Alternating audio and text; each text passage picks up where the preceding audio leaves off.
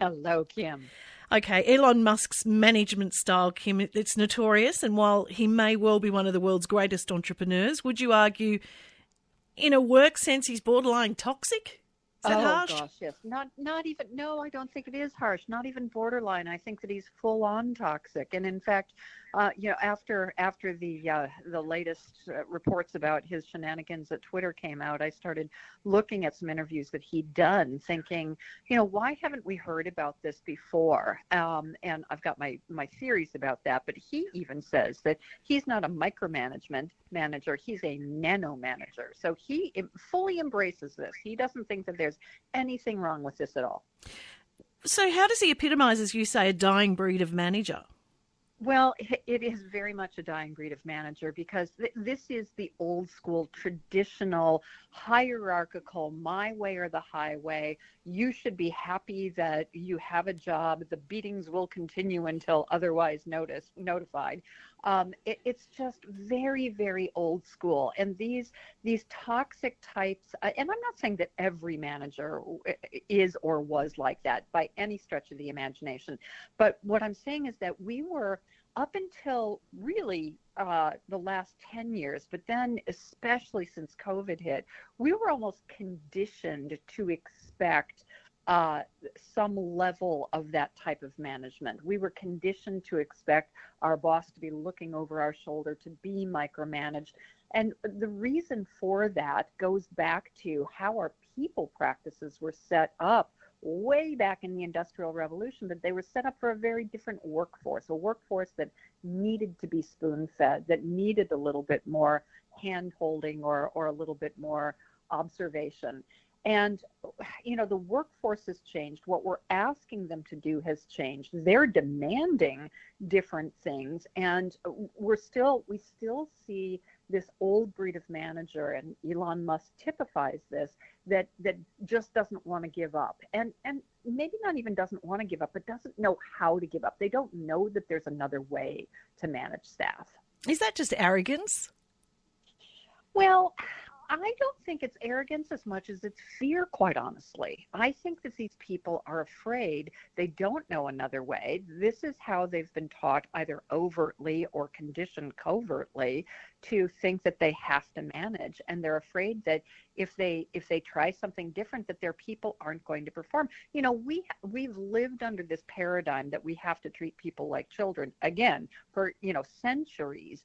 And we're just not used to treating people like adults in the workplace. And the only reason that this was masked for so long was because we had more people than jobs to fill. But that's, been coming to, that trend has been reversing for a very long time. And once COVID hit and the Great Resignation hit and immigration rates came way down in Australia, that's exposed a lot of these flaws that were being masked by the fact that organizations held the power. And as we've seen with at Twitter with staff walking out en masse, people just aren't prepared to take it. Oh, not anymore. Not anymore. It used to be that they would take it, they would complain about it, they would slowly but surely look for another job, and they would end up leaving. But now you see the cycle happen within real time, as we're seeing it play out with Twitter. People are no longer willing to take it, and I've been hearing from a lot of senior leaders, well, when this recession comes or when the economic downturn comes, that'll put people back in the box. That the pendulum will swing back again. But the research is actually showing that no, it won't, because people are less concerned. I wouldn't say they're less concerned with security. They certainly want security. They want to be able to put put dinner on the table for their family, but they're thinking about other things. That's not the only thing that they're thinking about. COVID has taught us that there are more important priorities in our life, and the research is showing that even in the face of strengthening economic headwinds, people are not willing to put up with toxic work cultures anymore. So true. If you could meet Elon Musk, Kim, what would you ask him? I have no desire to Elon Musk, actually. I guess my question is, how could somebody be so forward thinking with products and services and thinking about humanity and where we're going as a species, and so stuck in the past when it comes to actually executing on creating that vision that he has? All right. Well, finally, what should people do if they recognise some of the traits that you've spoken about in their own boss? Yeah, really, really good question. In their own boss, sit down and have a conversation with them. And I know that that's hard, and I know that that's confronting. But what people normally do is they vote with their feet. And so many times, and I've been doing this for a very long time, and so many times I've just seen that what leaders really need is somebody to gently and respectfully hold up a mirror.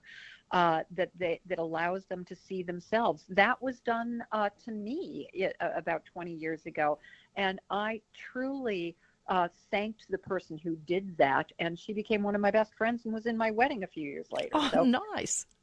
don't be afraid to sit down and have those honest conversations, as long as you do it with respect and with humanity. Sometimes that's all they need, is just to realize how they're coming across. Yeah, I think everyone should have a look in the mirror of truth every now and again. Absolutely, Kim. I couldn't agree more. Thanks for your time this afternoon. Thank you.